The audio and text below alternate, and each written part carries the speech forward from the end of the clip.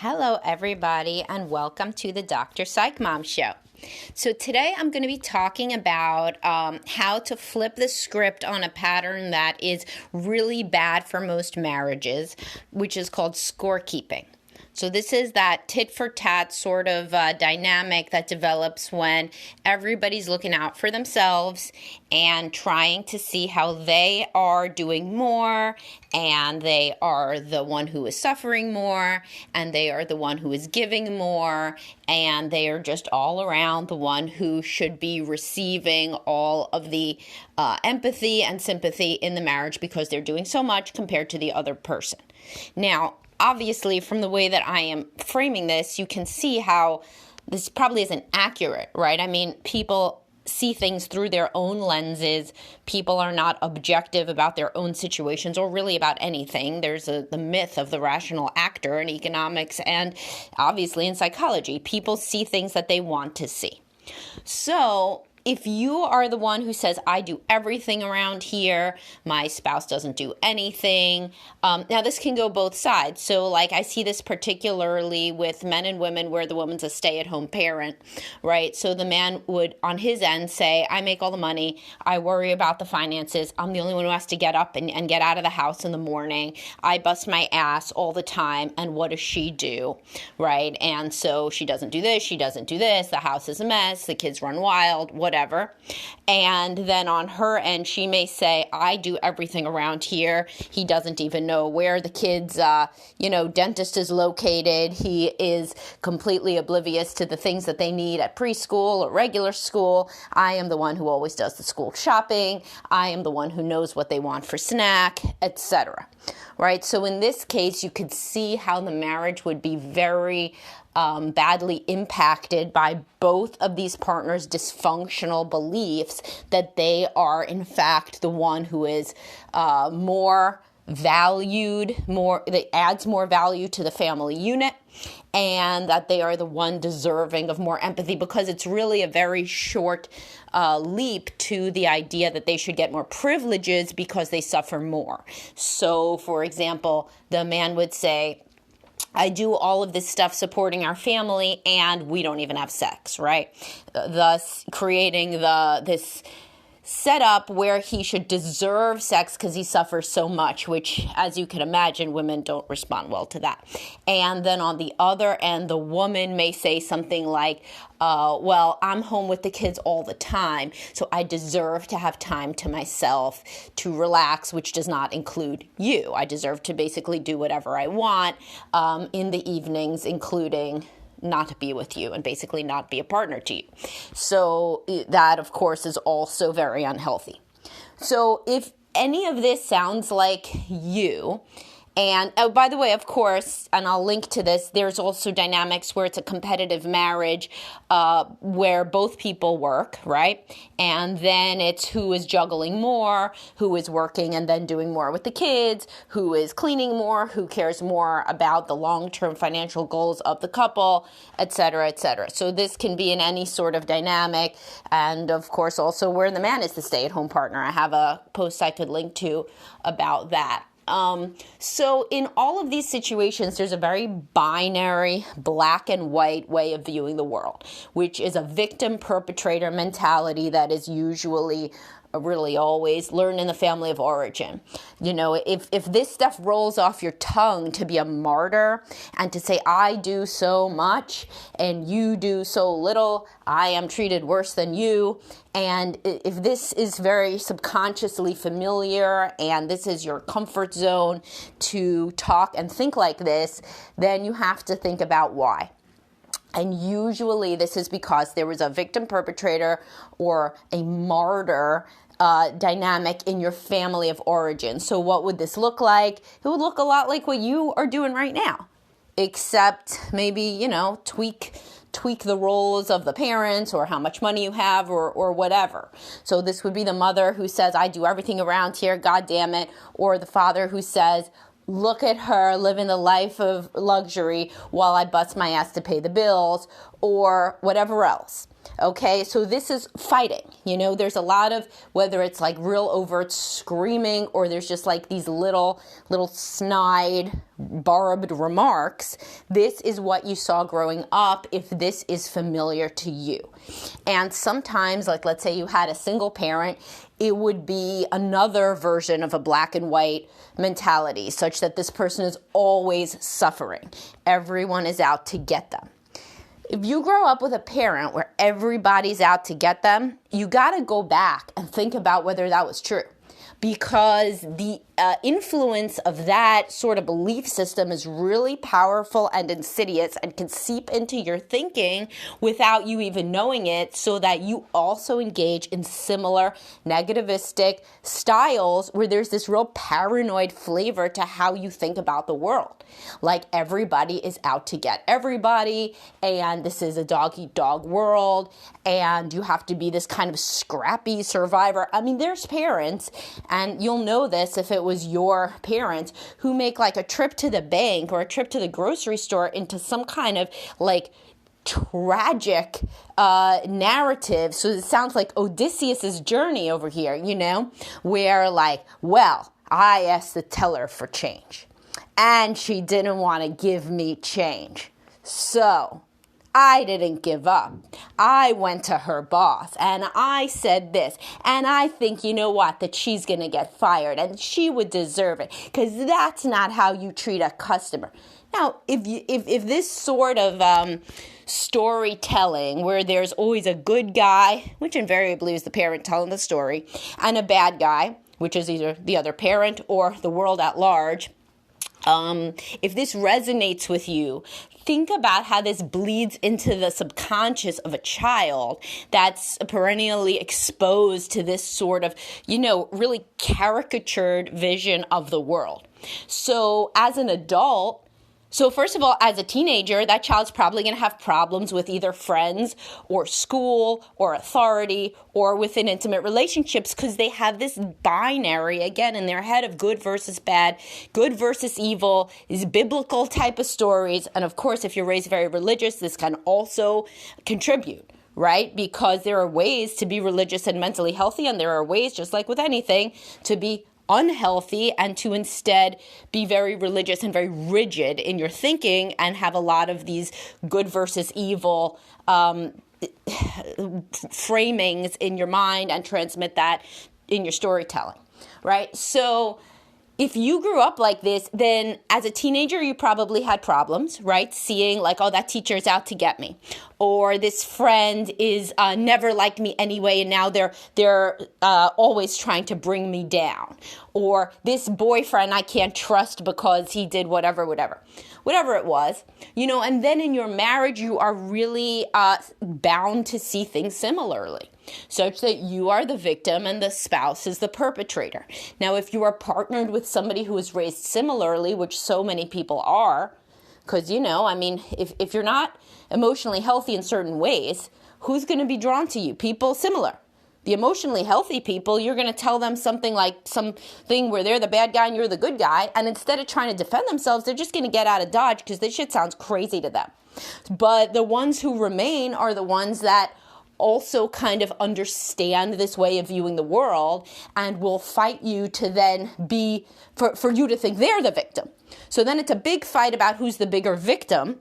And this really only happens in families or in couples where both partners were raised with this sort of black and white, me versus you mentality, because again, people who are not raised like that are not going to understand it. It's going to seem crazy to them and they're going to get the hell away from it.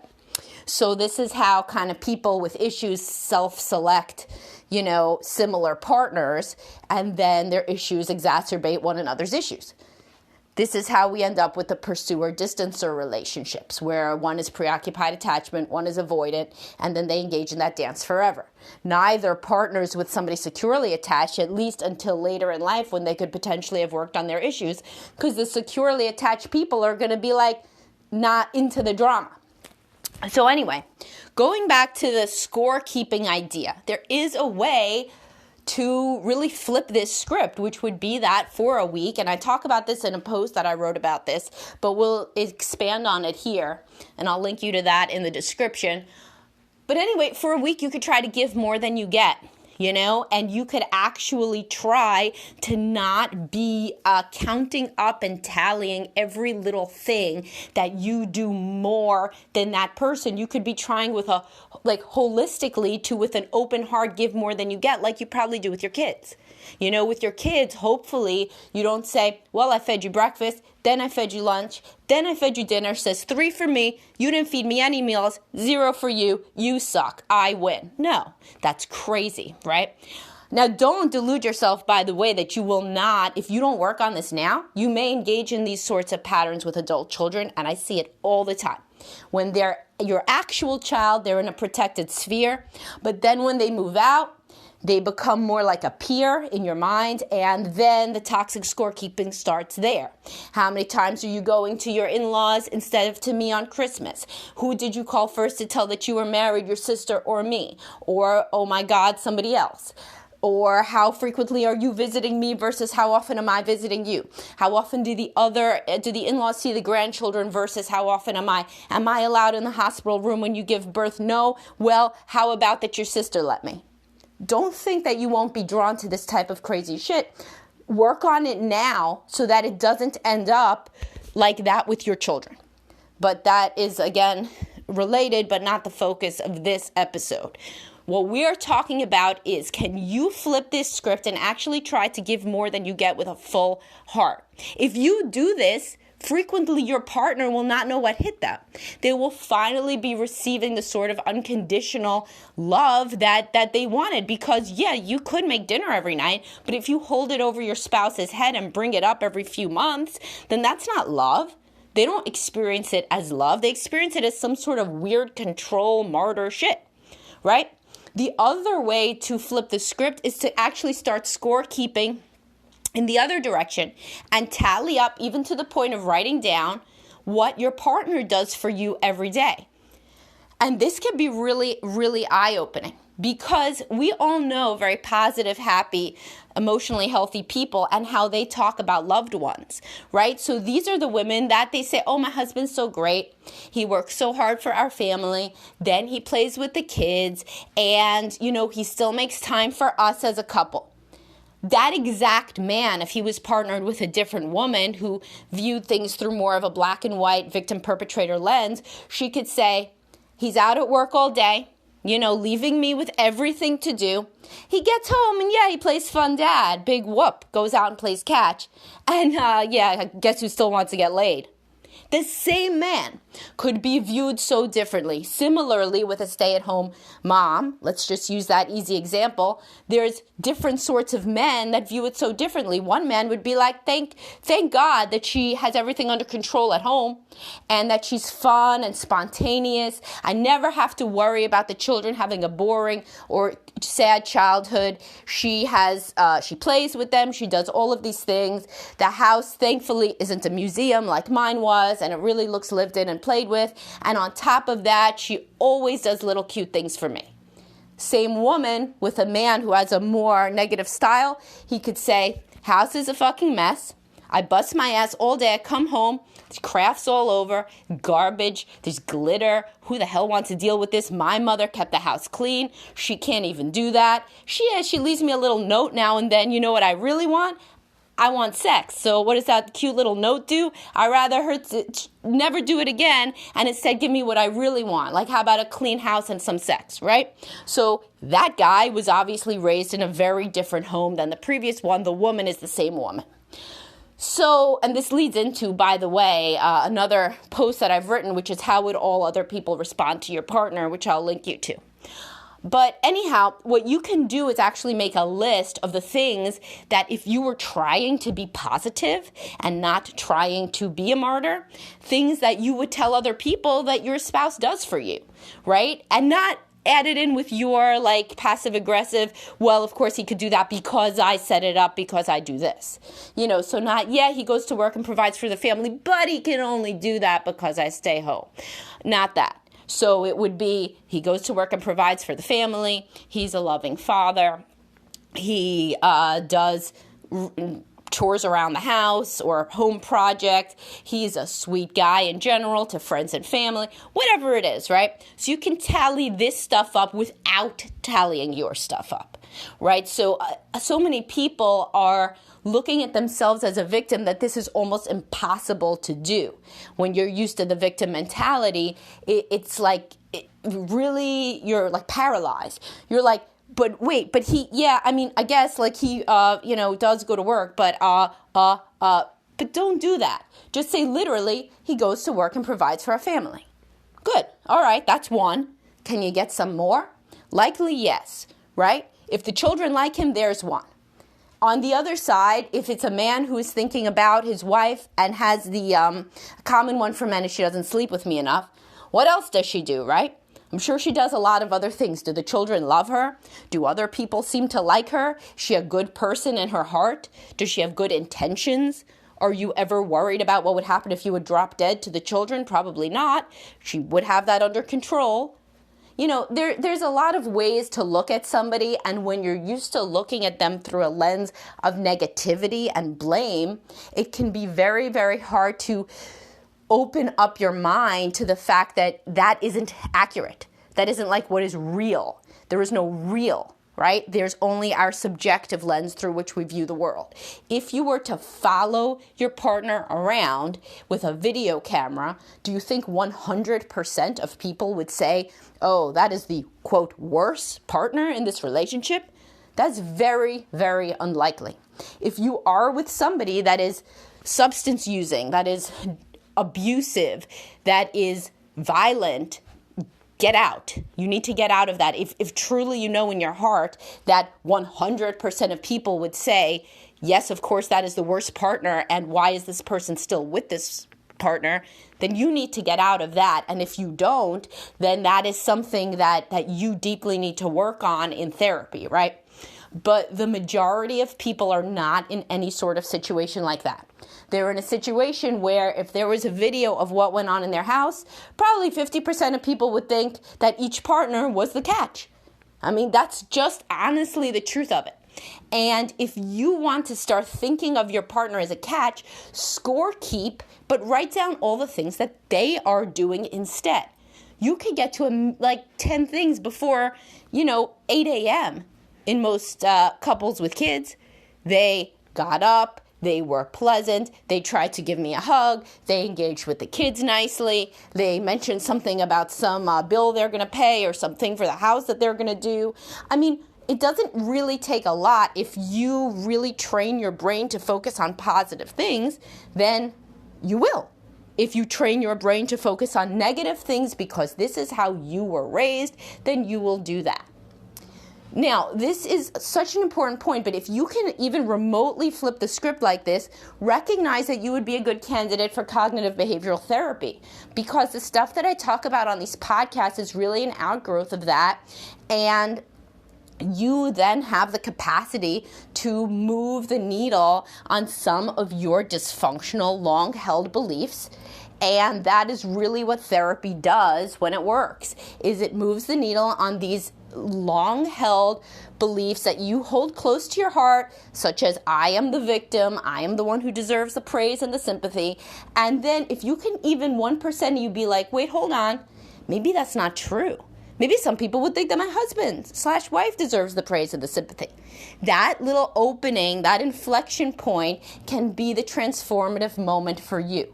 So think about it this whole week, like I tell my clients for assignments. Think about this idea this week. What if other people might think I was the problem and that my spouse was actually doing more? How would that change how I think? Is there a world in which my spouse is actually doing a lot of stuff, even more than me? And some people might actually think that. Anyway, I hope that this podcast opened up your mind to at least a slightly different way of envisioning this toxic dynamic that many people sink into. I will link you, as usual, to anything that I think would expand, give a little more depth and flavor to this topic. And please subscribe if you're a paid subscriber. The next one that I'm going to record, I want to record one about reparenting. That's a real popular topic, how reparenting works within a marriage. This is actually healthy for each person to receive kind of the emotional parenting that they never got from the spouse. But that's one's going to be one of my bonus episodes next. And please subscribe. It's only $5.99 a month. And follow me on Facebook. Follow drpsychmom.com. And I'll talk to you guys soon.